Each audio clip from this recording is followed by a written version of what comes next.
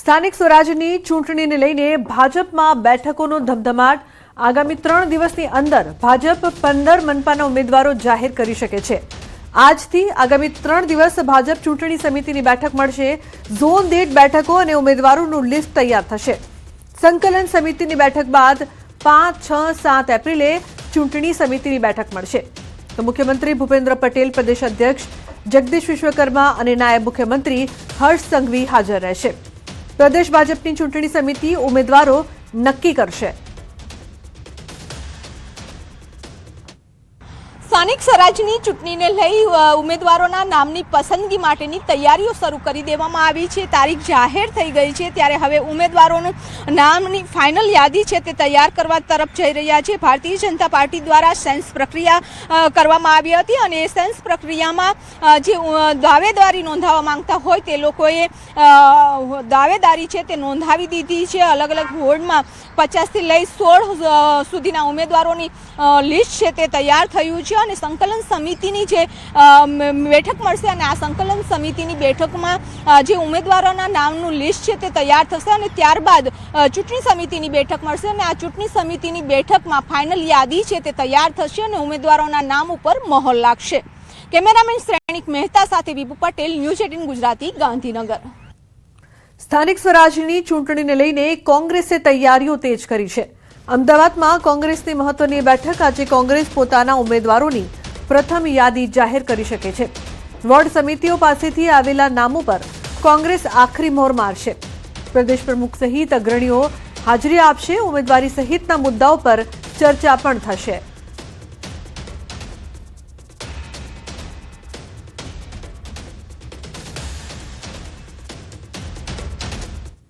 તો કોડીનારમાં સ્થાનિક સ્વરાજની ચૂંટણીઓ પહેલા જ રાજકીય ગરમાવો તેજ બન્યો છે। ભાજપના પૂર્વ ધારાસભ્ય અને પૂર્વ સંસદીય સચિવ જેડી સોલંકીએ કોડીનારના સિંધાજ ગામે યોજાયેલી કોંગ્રેસની સભામાં હાજરી આપી। કોંગ્રેસને સમર્થન જાહેર કરતા ગીર સોમનાથના રાજકારણમાં ભૂકંપ સર્જાયો છે। તેમની સાથે પૂર્વ બક્ષીપંચ મોરચાના ઉપાધ્યક્ષ ભીખા ગોહિલ, પૂર્વ કિસાન મોરચાના ઉપાધ્યક્ષ મનોહરસિંહ મોરી અને કોડીનાર કારોબારી ચેરમેન સહિતના નેતાઓએ પણ કોંગ્રેસને સમર્થન આપ્યું છે। ભાજપના આ નેતાના પક્ષપલટાથી આગામી સ્થાનિક સ્વરાજની ચૂંટણીઓ તેમજ 2027ની વિધાનસભા ચૂંટણીમાં નવા રાજકીય સમીકરણો રચાય અને ભાજપને મોટું નુકસાન વેઠવું પડે તેવી શક્યતાઓ દેખાઈ રહી છે। તો ભીખા ગોહિલ, મનોહરસિંહ મોરી સહિતનાનું સમર્થન, ભાજપને મોટો ઝટકો। દિનેશ જોડાયા છે વધુ માહિતી આપવા માટે। દિનેશ, શું વધુ વિગત છે સમગ્ર મામલે? હા જી બિલકુલ લુગના, ખાસ કરીને સ્થાનિક સ્વરાજ્યની ચૂંટણીનો હવે ધીરે ધીરે માહોલ જામ્યો છે। ગીર સોમનાથ જિલ્લાની અંદર તમામ પક્ષો છે પોતાની તૈયારીઓ કરી રહ્યા છે અને તેવામાં જ ગીર સોમનાથ જિલ્લાના એટલે કે કોડીનારના પૂર્વ ધારાસભ્ય અને પૂર્વ સંસદીય સચિવ કે જેઓ છેલ્લા 22-25 વર્ષથી ભાજપ સાથે જોડાયેલા હતા અને તેઓએ આજે મોડી રાત્રે જે કોડીનાર તાલુકાના સિંધાજ ગામે કોંગ્રેસની એક બેઠક યોજાઈ હતી અને આ બેઠકની અંદર તેઓ પોતાની સમગ્ર ટીમ સાથે કોંગ્રેસને સમર્થન આપ્યું છે। એટલે એક પ્રકારે કહી શકાય કે સ્થાનિક સ્વરાજ્યની ચૂંટણી તો નજીકમાં છે, પરંતુ જ્યારે 2027ની વિધાનસભાની ચૂંટણી આવશે ત્યારે પણ ક્યાંક ને ક્યાંક ભાજપને છે તે મોટી નુકસાની જાય તેવી શક્યતાઓ છવાઈ રહી છે। જી બિલકુલ દિનેશ, આભાર સમગ્ર માહિતી બદલ। તો બીજી તરફ વલસાડ જિલ્લામાં સ્થાનિક સ્વરાજની ચૂંટણીઓ પૂર્વે ઉમરગામ તાલુકાની દહેરી તાલુકા પંચાયત બેઠક પર મતદાર યાદીમાં મોટો છબરડો સામે આવ્યો છે। આ બેઠકના અંદાજે 1400 જેટલા મતદારોના નામ ગાયબ થઈને બાજુની દહાડ બેઠકની યાદીમાં નોંધાઈ જતા સ્થાનિક રાજકારણમાં ખળભળાટ મચી ગયો છે। એસઆઈઆરની કામગીરી અને ચોકસાઈના દાવાઓ વચ્ચે થયેલી આ ગંભીર બેદરકારીને કારણે ચૂંટણીના પરિણામો પર વ્યાપક અસર પડવાની ભીતિ સેવાઈ રહી છે। એ વિસ્તારના નામો મતદારની લિસ્ટમાંથી સીધા દેહરી ગામમાંથી છોડીને દહાડ ગામમાં ચાલી ગયા, બાજુના ગામમાં ચાલી ગયા। અમારા 1400 જેટલા મતદારો છે બધા વંચિત રહી જશે। આવું નહીં થઈ પાછું લિસ્ટ એ નહીં કરે, લેવામાં નહીં આવશે તો અમે બધા 1400 મતદારો મતથી વંચિત થઈ જશું। અમને આ દહાડ ગામ બહુ લાંબુ પડે છે અને આ તો પહેલા અમારે સ્થાનિક અહીંયાની બાજુની જ અમારી સ્કૂલ છે એમાં જ આપતા હતા, જેથી અમને 100 મીટર જ જવું પડતું। હવે અમને 5 કિલોમીટર દૂર જવું પડશે મત આપવા માટે।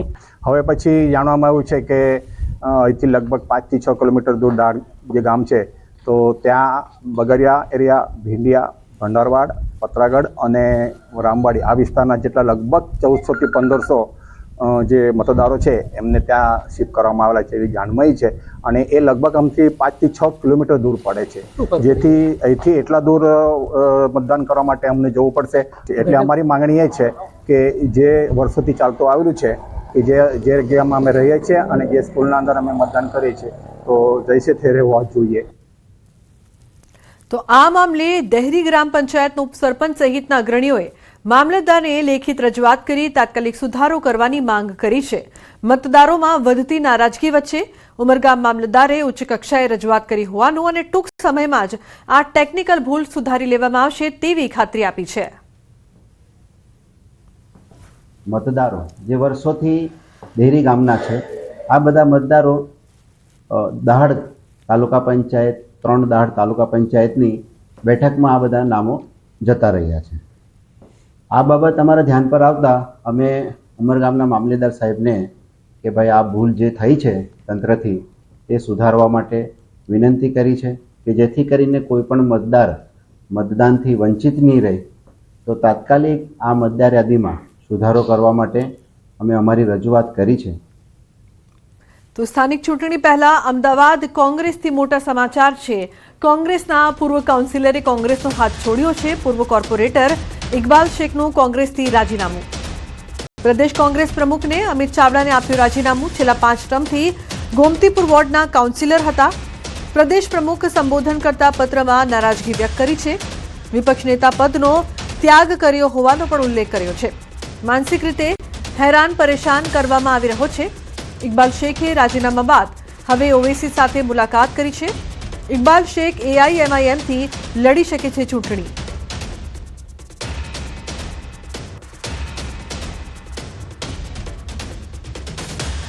સ્થાનિક ચૂંટણી પહેલા આયારામ ગયારામ. અમદાવાદમાં AIMIMના પૂર્વ કાઉન્સિલરે આપ્યું છે રાજીનામું. ચૂંટણી પૂર્વે પૂર્વ કોર્પોરેટર મુશ્તાક ખાદીવાલાનું રાજીનામું. 2016 થી 2021માં જમાલપુર વોર્ડના હતા. AIMIMથી કાઉન્સિલર AIMIM અધ્યક્ષ અસદુદ્દીન ઓવેસી સાથે મુલાકાત બાદ પાર્ટીમાંથી રાજીનામું. તો સ્થાનિક ચૂંટણી પહેલા આયારામ ગયારામ જેવી સ્થિતિ હાલ જોવા મળી રહી છે. ઉલ્લેખનીય છે કે પૂર્વ કાઉન્સિલરે આપ્યું છે રાજીનામું. પૂર્વ કોર્પોરેટર મુશ્તાક ખાદીવાલાએ પણ રાજીનામું આપ્યું છે. તો એક તરફ ઇકબાલ શેખ પૂર્વ કોર્પોરેટર તેમના દ્વારા પણ રાજીનામું આપવામાં આવ્યું, તો બીજી તરફ AIMIMના પૂર્વ કાઉન્સિલર ઇકબાલ શેખ બાદ મુશ્તાક ખાદીવાલાએ પણ રાજીનામું આપ્યું છે.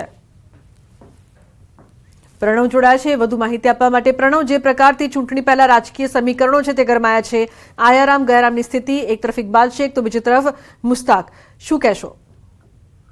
ચોક્કસ ચૂંટણી જેમ નજીક આવે તેમ રાજકીય પક્ષોમાં ભરતી મેળો શરૂ થતો હોય તો સાથે જ રાજીનામાનો દોર પણ શરૂ થતો હોય છે. તે રીતે જ જોવા મળી રહ્યું છે કે કોંગ્રેસ પાર્ટીમાં 5 ટર્મ કોર્પોરેટર રહેલા ગોમતીપુરના વોર્ડના જે કોંગ્રેસના જે નેતા છે ઇકબાલ શેખ, તેઓએ એકાએક કોંગ્રેસ પાર્ટીમાંથી રાજીનામું આપી દીધું છે અને સાથે જ તેઓ પોતાની વ્યથા પણ છે તે રાજીનામા વ્યક્ત કરી છે કે પાર્ટીએ મને સાંભળી નથી રહી, પાર્ટીના નેતાઓ માનસિક રીતે હેરાન કરી રહ્યા છે.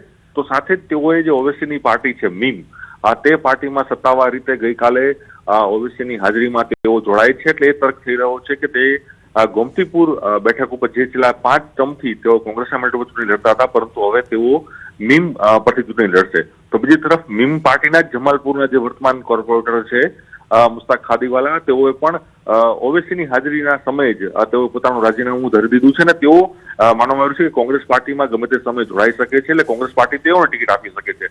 એટલે આયારામ ગયારામની સ્થિતિ રાજકીય પક્ષોમાં જોવા મળી રહી છે. રાજીનામાનો દોર હોય કે પછી અન્ય નારાજ નેતાઓને પોતાની પાર્ટીમાં લેવાની જે હોડ છે તે રાજકીય પક્ષોમાં જોવા મળી રહી છે.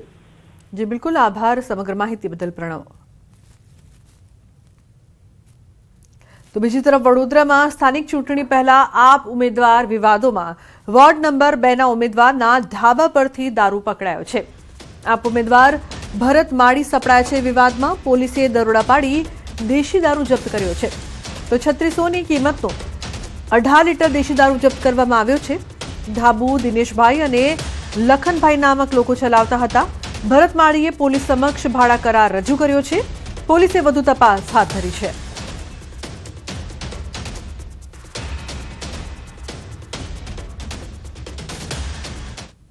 તો સુરતમાં મનપાની ચૂંટણી પહેલા આમ આદમી પાર્ટી માટે સંકટના વાદળો ઘેરાયા છે. વોર્ડ નંબર 26ના દાવેદાર શ્રવણકુમાર જોશી સામે ગંભીર ફરિયાદ નોંધાઈ છે. ભાજપના પૂર્વ કોર્પોરેટર અમિતસિંહ રાજપૂતે એઆઈ વિડીયો મામલે ફરિયાદ નોંધાવી છે. એઆઈ ટેકનોલોજીથી ચહેરો મોર્ફ કરીને બદનક્ષી કરવાનો આક્ષેપ 1 મિનિટ 58 સેકન્ડનો વિડીયો સોશિયલ મીડિયામાં વાયરલ થયો છે. વિડીયોમાં અપહરણ, કાળા બજાર અને ગુનાહિત દ્રશ્યો દર્શાવાયા છે. મર્ડર કેસ અને મહિલા ઉત્પીડન જેવા ગંભીર આક્ષેપો પણ ઉમેરાયા છે. જૂની ફરિયાદોને એડિટ કરીને ખોટી રીતે રજૂ કરવાનો પણ આરોપ છે. પોલીસે પેન ડ્રાઈવ અને સ્ક્રીનશોટ કબજે કરીને તપાસ શરૂ કરી છે. તો શ્રવણ જોશી સામે અગાઉ પણ ખંડણીના કેસ નોંધાયેલા છે. સ્થાનિક સ્વરાજની ચૂંટણીને લઈને ભાજપ દ્વારા સેન્સ પ્રક્રિયા મોરબી જિલ્લામાં ભાજપની સેન્સ પ્રક્રિયામાં મોટો ઉલટફેર થયો છે. કોંગ્રેસ શાસિત માળિયા નગરપાલિકા માટે ભાજપને એક પણ ઉમેદવાર ન મળ્યા.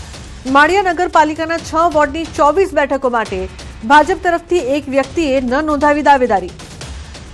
મોરબી જિલ્લા ભાજપ કાર્યાલય પર માળિયા નગરપાલિકા માટે એક પણ વ્યક્તિએ સેન્સ પ્રક્રિયામાં ભાગ જ નથી લીધો. ભાજપ માળિયા નગરપાલિકામાં પોતાના ઉમેદવારો ઉતારી શકે છે. માળિયા નગરપાલિકામાં વર્ષોથી કોંગ્રેસની સત્તા રહેલી છે.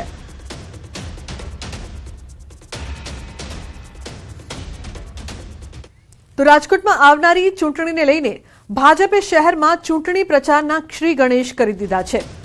રાજકોટ મહાનગરપાલિકાના તમામ 18 વોર્ડમાં આજે ડોર ટુ ડોર પ્રચાર શરૂ કરવામાં આવ્યો છે, જેમાં કાર્યકરો લોકો સુધી પહોંચીને પાર્ટીની નીતિઓ અને વિકાસ કાર્યોની માહિતી આપી રહ્યા છે.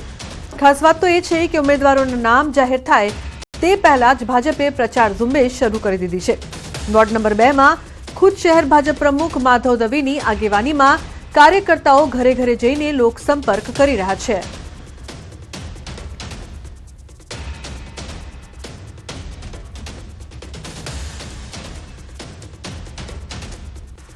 તો ભાજપે પ્રચારના શ્રી ગણેશ કર્યા.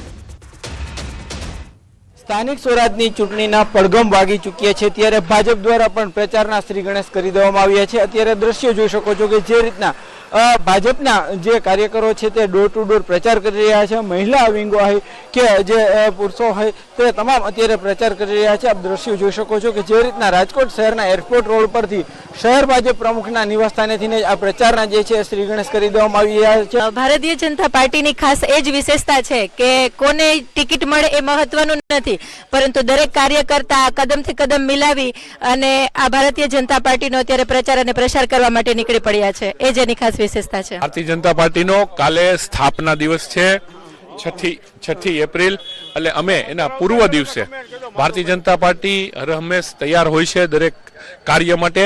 એના ભાગરૂપે જ્યારે આપણે ચૂંટણી મોડમાં પ્રવેશી ચૂક્યા છીએ ત્યારે ભારતીય જનતા પાર્ટી માટે કમળનું નિશાન મહત્વનું છે. દરેક બૂથમાં અમે દરેક લોકોને અમે મળીશું રૂબરૂ અને એમની સાથે વાત કરીશું અને ભારતીય જનતા પાર્ટીના વિચાર યાત્રાની વાત કરીશું. અમારી માટે ઉમેદવાર અગત્યનો નથી, અમારી માટે કમળનું નિશાન અગત્યનું છે. જે રીતના અત્યારે એક એક પત્રિકા જે છે લોકોના ઘર સુધી પહોંચાડવામાં આવી રહી છે. ભાજપની વિચારધારા છે, વિકાસ કાર્ય છે તે ઘર ઘર સુધી પહોંચાડવા ને જે છે અત્યારે